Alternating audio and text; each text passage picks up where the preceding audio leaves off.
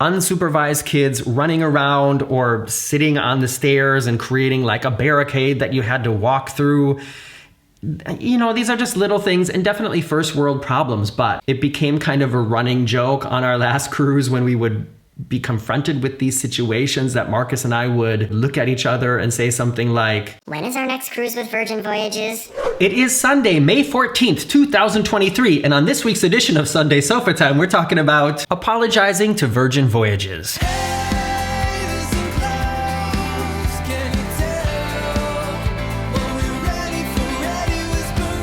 Hello everybody and happy Sunday. Yes, totally new setup here. Usually on Sunday Sofatime, I'm sitting over here, but the thing is it's just such a beautiful sunny spring day here in Hamburg, and I just wanted to get some of this sunlight. I have this ring light that I usually use to light myself, but it just always looks so much better with natural light, and I figured there's gotta be a way to somehow set this up to use the sunlight. And I'm sure you don't actually care if I'm sitting in front of the red sofa or next to the red sofa.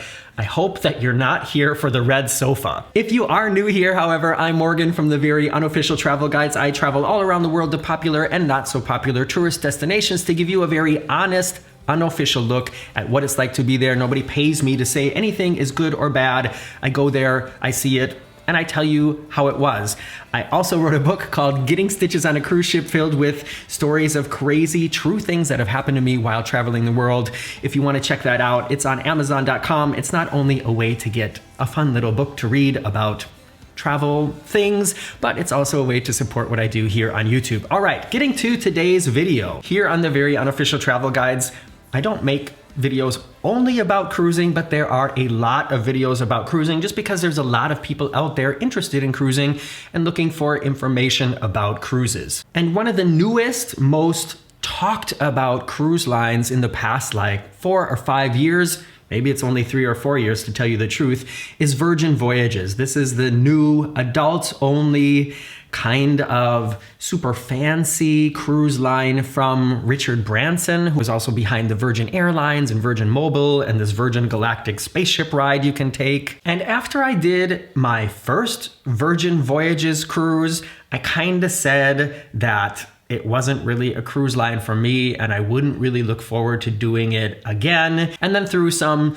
generosity and sort of being in the right place at the right time and knowing a Virgin Voyages crew member, I actually got to do another one pretty quickly after that and enjoyed that a little bit more than the first one. But basically in the videos about Virgin Voyages, I kind of said, you know, not necessarily the cruise line for me. And I also made videos about saying why I don't think it would be a good cruise line for you. And I want to backtrack to one of those videos in this video today, and it's all become relevant after Marcus and I just cruised on Royal Caribbean twice. Just kind of realized some things now that we have a comparison back to a cruise line that we do enjoy or have enjoyed in the past, comparing it to our Virgin Voyages cruises. But as always, I have a couple things I want to talk about before we get to that. So if you're just here for that, you're gonna have to skip ahead a little bit. Sorry, Very Unofficial Travel Guides here. My middle name is Tangent. I just want to catch you up on a few things here and talk about a few things that are coming up, just to let you know and make sure we're all on the same page together. First of all, my mom is coming next week, so a week from today she gets here, I think, and we are going to be going on a river cruise on the Rhine River. So those videos will be coming up on the channel as well. And if you want to see like day-to-day updates of where we are and what we're doing and what ship we're on and stuff like that, then go to Facebook and look for the Very Unofficial Travel Guides on Facebook, or you can go to Instagram and look for @Mr. Morgan O'Brien. And you know, honestly, is Facebook kind of over? Does anybody join Facebook anymore? I kind of feel like if you watch my videos and haven't followed the Facebook page for Very Unofficial Travel Guides yet, then it's probably not going to happen, right? It's probably not going to happen, right? I kind of feel like Facebook is over. What do you think? Also, on our recent cruise on the Symphony of the Seas, I got to do something that I've never done before on a cruise ship and actually never done before anywhere ever, and that is play pickleball. So I made a video about that. I put it online a couple days ago. It hasn't really kind of jumped on the YouTube algorithm wave. I don't think a lot of you have seen it in your updates, but if you're interested in learning about what pickleball is, or I'm sure some of you out there are pickleball players because it's so popular right now. And I would love to hear from more of you who do play pickleball, just because I'm kind of getting into it now, even though there's no place to play it here in Germany or no place that I know to play it. But looking forward to my next cruise because it seems like it's showing up on every cruise line now, and that is most likely going to be where I'll play it next. Anyways, if you want to see more about that, then check out the latest video in my library. I think it was a video I uploaded before this one. Oh, I forgot to do the fuzzy roller. Oh, and by the way, while I was setting up here, I'm sure you're not going to be able to see it, but I'll try to show you. Right here, you probably won't be able to see it, but there's a hair from Chili here. Made me a little reminiscent today. Chili was our cat. She left us last September. Doesn't feel like that long ago yet, and it still hurts a lot. So Chili's sitting here with us today too. Okay, now that we got all of that out of the way, let's talk about Virgin Voyages. So I made, like I make about a lot of my cruises, I made a video about things that I think you won't like about a Virgin Voyages cruise, and then a video about things that you will like about a Virgin Voyages cruise, just like from our transatlantic cruise that we did last month. I made a video called Things You're Going to Hate About Your Transatlantic Cruise and Things You're Gonna Love About Your Transatlantic Cruise. Which one do you think got more views in the first week? Do you think it was the hate, the video with hate in the title, or the video with love in the title? Spoiler alert! The video with hate in the title got almost 3 times as many views in the first week than the video with love in the title. That's just how YouTube works at the moment.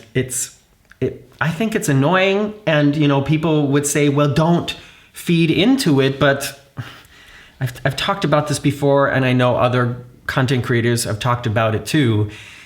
A big part of being successful on YouTube is not only for me being honest, telling the truth about what I think these experiences are like that I have when I travel, but also getting people to watch the videos. And in order to, oh, bird just landed on the balcony. Tangent. In order to get more people to watch the videos, you have to create thumbnails and titles and all this information in order that YouTube thinks it's relevant to a large audience. And if other content creators, travel related or whatever, are making successful videos that have these dramatic thumbnails and dramatic keywords in the title, and they're getting lots of clicks, then that's what YouTube thinks is successful, and those are the videos that they look for and push into people's feeds. So that's why I'm doing it too. Anyways, in this video about the things that I think that people might hate about a Virgin Voyages cruise, and not all of these things are things that I would hate. It's just things that I thought, all right, there are people out there who I know will not like this. Some of the things we talked about in that video were the different shows. This is something that still to this day, I'm not a fan of the shows on Virgin Voyages. My opinion about them has nothing to do with the talent of the people we saw in the shows. It's just more about the structure of the shows and the costumes, the lighting, the music, just basically not a lot about them that we found appealing. But Marcus and I, both have our history in these Broadway style musicals here in Germany. We're kind of into that kind of show. It's all a matter of taste. With art, how can you prove if anything is good or bad? It just is, and either it appeals to you or it doesn't. Anyways, the shows on Virgin Voyages, still not something we'd look forward to. The daily activities, also kind of random. A lot of them are not really explained very well. There's a lot of things missing that you would expect to find on other cruise ships. I go into more details about all of these. I just kind of wanted to go through them really quickly, and then I'm going to get to the things that from our recent cruise on our 2 recent cruises with Royal Caribbean that we just kind of were thinking, Oh, I kind of missed that. So to skip a couple things on the list of things that we would hate about Virgin Voyages, you know what? Sorry, before we get to that, we're gonna have to take a commercial break. Did you get one? What was it about? Write it in the comments below. Okay, as I was saying, on especially our most recent cruise with the Symphony of the Seas, this transatlantic cruise from Miami to Barcelona, Marcus and I just found ourselves reminiscing about other cruises, and certain subjects came up a few times that we thought, you know what, I would enjoy doing that again now that it's been a year or so since we have cruised with Virgin Voyages. Now that we've cruised with another cruise line a few times, I kind of miss that. The first one I want to talk about is this crazy pool party.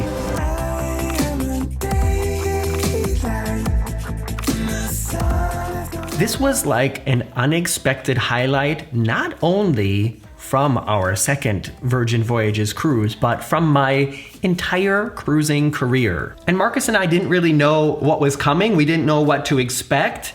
And so we weren't prepared to enjoy it fully. And I know if we did another Virgin Voyages cruise in a warm weather area, we definitely would do it differently this time. So this pool party is the end, I think it was the end of Scarlet Night.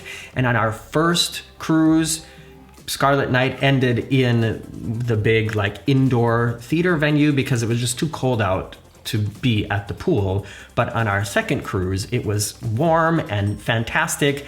And it's just like the pinnacle of a night of a bunch of special events. And then there's all this dancing around and in the pool. And in the end, everybody just jumps in the pool. And Marcus and I were talking about how we would love to do another warm weather Virgin Voyages cruise and jump in the pool at the end of this party with our clothes on and everybody else doing the same thing. By the way, that was also the party where somebody put a condom in the pool. Not only unnecessary, but also a condom in the pool. If you know anything about pools, you do not want a condom in the filter system of the pool. Really bad idea, whoever did that. Another thing that we would really look forward to about doing a Virgin Voyages cruise again, and this is something that I originally was not really impressed by. When I say not impressed, I don't know if that's even the right way to say it. I don't know. I guess I just had different expectations in the beginning, but the whole food concept on Virgin Voyages,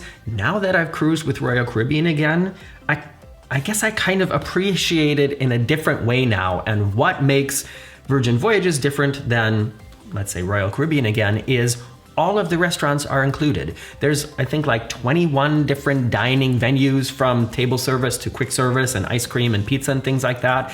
I think it's 21, and you don't have to pay extra for any of them. So any of these options that you are considering or choosing, or wherever you show up, there's none of this kind of having to decide, okay, do we want to pay more to go there? Is that something we want to try? If we do try it, is it worth the money? It's just all included. So that whole factor disappears. Yes, not all of the restaurants on board were restaurants that really blew us away, but there were some highlights, and I just would like to try it again now that I've had a little bit of distance and comparison. So that's something that Marcus and I were talking about that we really look forward to too.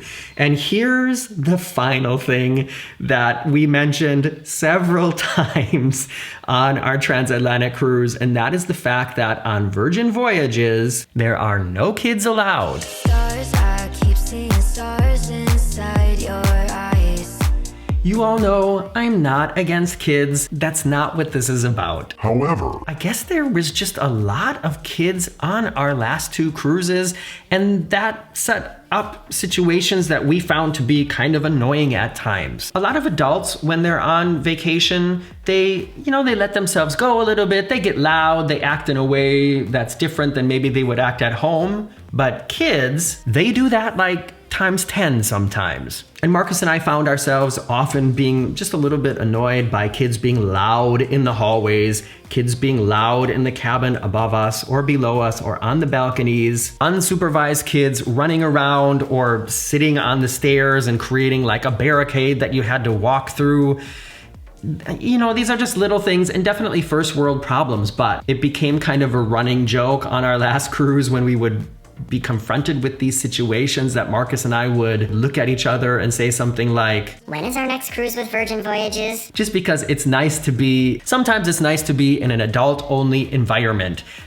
Like I said, I'm not saying that there aren't adults who don't know how to act right either. We've talked about that enough on this channel, and there are stories about that in Getting Stitches on a Cruise Ship. But I think Marcus and I at the moment would just really enjoy doing another adults-only cruise. And one thing that makes Virgin Voyages so special is just how like relaxed, adult, and inclusive everything is there. Marcus and I are not the kind of couple who walk around holding hands. We don't wear matching partner shirts or anything like that. We don't kiss in public. Not like we really kiss at home much either. Anyways, what I'm saying is we are not the kind of couple that like screams, We're a gay couple! no hate against people who do. I'm just saying we're not like that. But still, there were times on Symphony of the Seas where, I don't know, I don't want to say I didn't feel welcome or I didn't feel safe. That's not what it's about. But I just realized that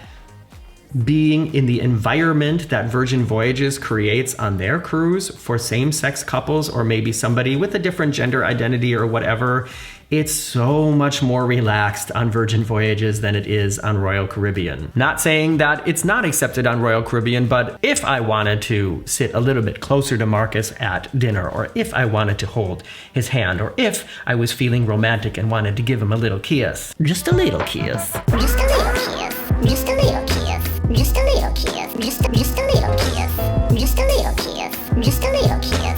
Just a little kiss. Just a little kiss. I would feel way more comfortable doing that on Virgin Voyages than on Royal Caribbean. So yeah, I mean, that's why I'm saying I guess I kind of need to like apologize to Virgin Voyages, because in the video where I talked about the things that we didn't like about Virgin Voyages, I think I might have turned a lot of people off from taking a Virgin Voyage. But now that I've gotten some distance from that, I guess we'd kind of dig doing one again. So I don't know. Maybe that will be coming up in the future too. There are Virgin Voyages happening in the Mediterranean this summer, and that would be a great time to do it again, to go to the pool party. So we'll keep you posted. I also want to try P&O. I want to try Princess. I want to try Holland America. There's so many cruise lines that I haven't tried yet that I want to experience, so I can share the information with you too. Probably better to do one of those before I do a Virgin Voyages cruise again, because I don't know how much new information I can bring you about Virgin that I haven't talked about already. But sometimes I also want to do, you know, just what I want to do. Anyways, I haven't been searching for Virgin Voyages cruises, but I'm just saying at this time I would like to do one again. So sorry, Virgin Voyages, if people watching my videos was the cause of some people not taking one of your cruises, but in the end, I think if they looked at the information that I provided in those videos and made their own decision that based on that information, that a Virgin Voyages cruise was not for them. Like I always say, I tell the truth in my videos. What you see is what you get. And so I guess I don't feel like I did a disservice. You know what I mean? As always, I'm looking forward to hear what you have to say about all these topics. And speaking of comments, wait, did I say anything about comments? As always, I'm looking forward to hear what you have to say about all of these subjects in the comments below. And speaking of comments, now comes the time on Sunday Sofatime where I comment on your comments live on air.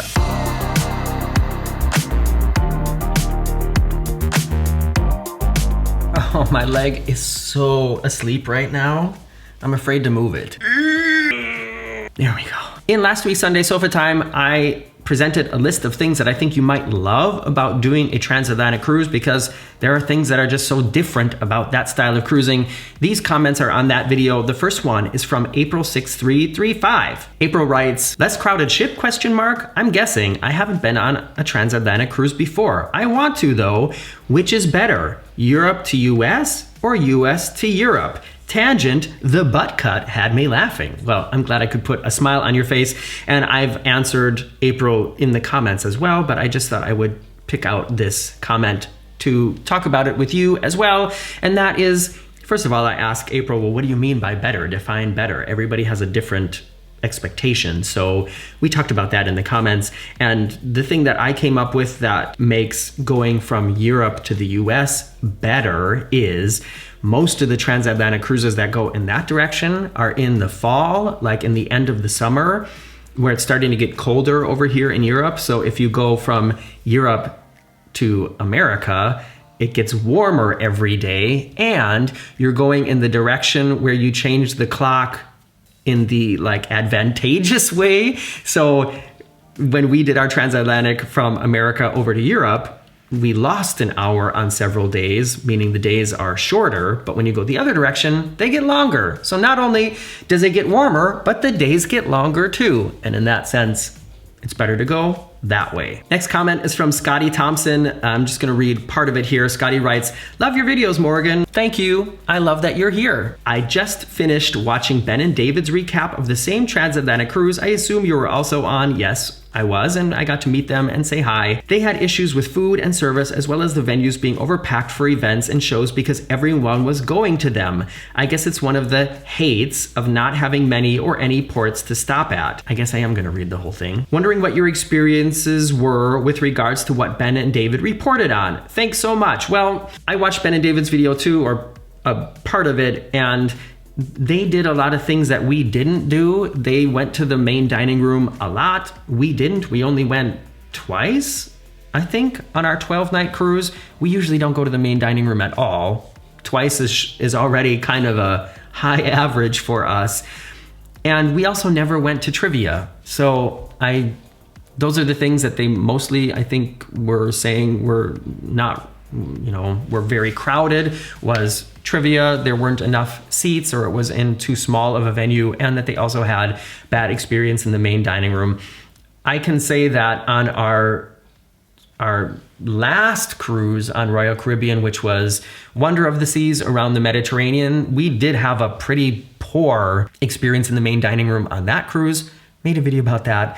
But on this one, I would say the main dining room was okay. It's still not like it used to be. It used to be that there was like one waiter who just poured water, one waiter who just brought bread, one waiter who was like the sommelier, the wine and drink specialist, one waiter, you know what I mean? There used to be like 8 people taking care of your table, and now it's like 2 people taking care of 8 tables. So that is something you need to be prepared for. If you haven't cruised in a while, just the whole experience in the main dining room all over is different now, I think. Final comment is from Keely PL9. This person writes, "Hello, love your videos, but your transatlantic cruise theory is massively flawed. No way it could be the cheaper option. What about the cost of a flight? Well over $1,200 per person, then add a hotel for a day or two because you can't fly in or out the day of." Valid point. That is also something that we struggled with. The price of the cruise was, for the amount of nights that we got, very affordable. And I talked about this in a other recent video I made, that at the moment, they're probably all gone now, but in the past few weeks, a lot of ships came from America over to Europe, and there were some amazing last minute deals where you could get like a 14-night cruise for less than $600 altogether. That's a crazy deal. So the cruise itself for a transatlantic can be cheap, but what Keely PL9 is saying, if you look at the entire cost, it's probably not the cheapest cruise you can take, just because you're going to have to buy a one-way transatlantic flight, which we found out they're not cheap. So I don't know, saying it's massively flawed. If you just talk about the cruise itself, I would have to disagree, because we saw transatlantic cruises can be very affordable, but the expenses involved in making it happen, could end up being more. Not gonna stop me from doing one again, I'll tell you that much. Thanks everybody for spending this part of your Sunday, or whatever day it is, with me here in front of the red, or next to the red sofa. Actually today, if you're watching this on Sunday, I have a tennis tournament today. Cross your fingers for me. The team we're up against are pretty good. I'm trying to remain positive. I would much rather be playing pickleball. Anyways, thanks for spending this part of your day with me. Make sure you press the thumbs up down there before you go and consider subscribing if you haven't done that yet as well. See you next week. Just a little kiss. Just a little kiss. Just a little kiss. Just a little kiss. Just a little kiss. Just a little kiss. Just a little kiss. Just a little kiss. Just a little kiss. Just a little kiss. Just a little kiss. Just a little kiss. Just a little kiss. Just a